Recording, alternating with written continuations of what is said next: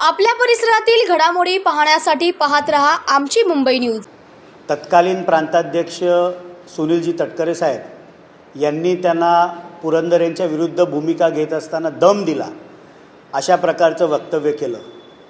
खरं तर डॉक्टर जितेंद्र आव्हाडांना यानं कोणी दम देऊ शकतं या गोष्टीवरच सामान्य माणसाचा विश्वास बसणार नाही। पण त्यावेळेला घडलं असं होतं की शिवशाहीर बाबासाहेब पुरंदरे यांच्या इतिहासामधल्या काही वादग्रस्त गोष्टींवर आक्षेप डॉक्टर जितेंद्र आव्हाडांना होता।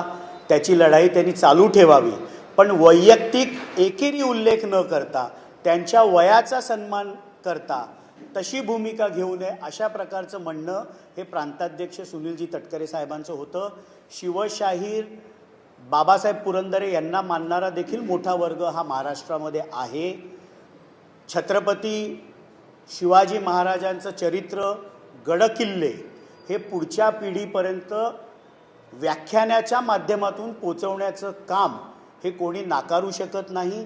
ज्यावेळेला शिवशाहीर बाबासाहेब पुरंदरे यांचं दुःखद निधन झालं त्यावेळेला आमच्या सगळ्यांचे श्रद्धास्थान आदरणीय शरदचंद्रजी पवार साहेब त्यांच्याबद्दल काय बोलले हे यूट्यूबवर जाऊन डॉक्टर जितेंद्र आव्हाड यांनी बघावं।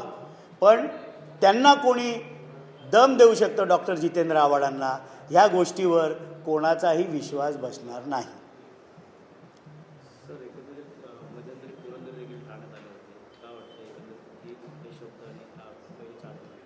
नाही, माझं मत आहे की जसा इतिहास हा कायम बदलत असतो, इतिहासाचं ज्यावेळेला आपण रिसर्च करतो, नवीन नवीन पुरावे आपल्या समोर येतात त्यावेळेला इतिहास बदलत जातो।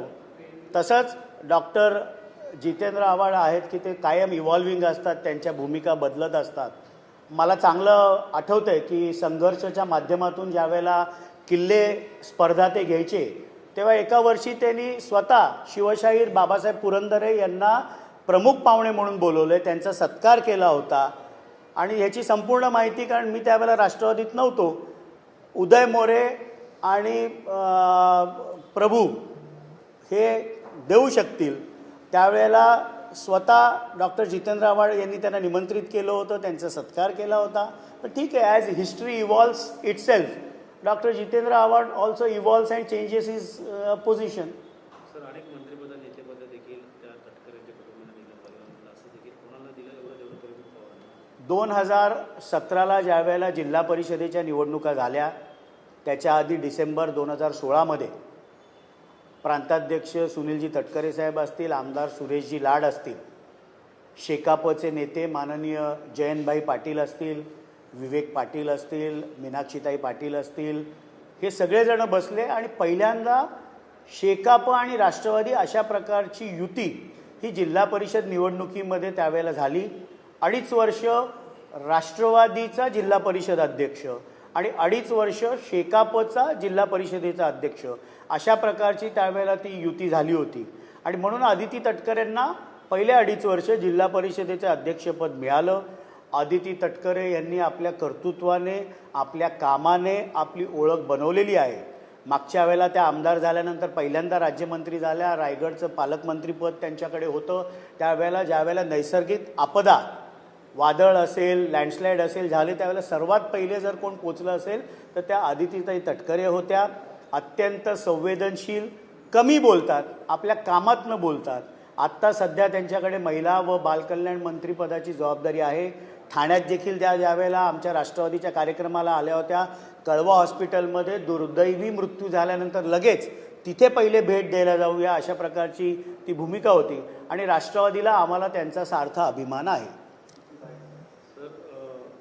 पुरंदरचा इतिहास जो आहे तो चुकीचा आहे की जिथे मात्र पवारांनी देखील सांगितलं होतं की तटकरेला तर वैचारिक विचार, त्यांचे वैयक्तिक विचार आहेत, त्यांना मांडणं जे आहे ते गरजेचं आहे, ते त्यांनी मांडलं। यामध्ये पक्षाचा कुठलाही रोल नाही असं देखील शिवशाहीर बाबासाहेब पुरंदरेंबद्दल बोलताना कायमच आदरणीय शरदचंद्रजी पवार साहेबांची ही भूमिका राहिली की छत्रपती शिवाजी महाराजांचा इतिहास, गडकिल्ल्यांचा इतिहास व्याख्यानाच्या मार्फत संपूर्ण महाराष्ट्रापर्यंत पोचवण्याचं काम हे शिवशाहीर बाबासाहेब पुरंदरेंनी केलं। त्यांच्या इतिहासामधील काही मुद्दे हे वादग्रस्त होते त्याच्यावर चर्चा होऊ शकते, त्याचा विरोध होऊ शकतो, पण त्यांचं योगदान तळागाळातील माणसापर्यंत छत्रपती शिवाजी महाराज, महाराष्ट्रातील गडकिल्ले व्याख्यानामार्फत ते ज्यांनी पोचवलं, अखंड आपलं आयुष्य त्याच्यासाठी समर्पित केलं, हे त्यांचं योगदान मात्र आपण नाकारू शकत नाही. सर, पुरंदरला पाठिंबा म्हणजे एक प्रकारचा जैन सेलला तिथे पाठिंबा असं नाही, अजिबात नाही. त्यांच्या इतिहासामधले जे चुकीचे मुद्दे होते त्याचा विरोध केलाच पाहिजे. छत्रपती शिवाजी महाराजांची जर बदनामी करणारं लिखाण त्यांनी केलं असेल तर त्या मुद्द्यांवर चर्चा होऊ शकते, त्याचा विरोध होऊ शकतो. पण तो त्यांनी, जसं आपण म्हणतो की इतिहास हा कायम बदलत असतो, जसे नवीन नवीन दाखले रिसर्चमधनं पुढे येतात तसा इतिहास बदलत असतो. त्यांच्या इतिहासामध्ये सांगण्याच्या पद्धतीमध्ये जर काही वादग्रस्त मुद्दे असतील तर जरूर त्याचा विरोध केला पाहिजे. आमची मुंबई, आवाज महाराष्ट्राचा. आमची मुंबई न्यूजला लाईक करा, शेअर करा, कमेंट करा आणि सबस्क्राईब करा.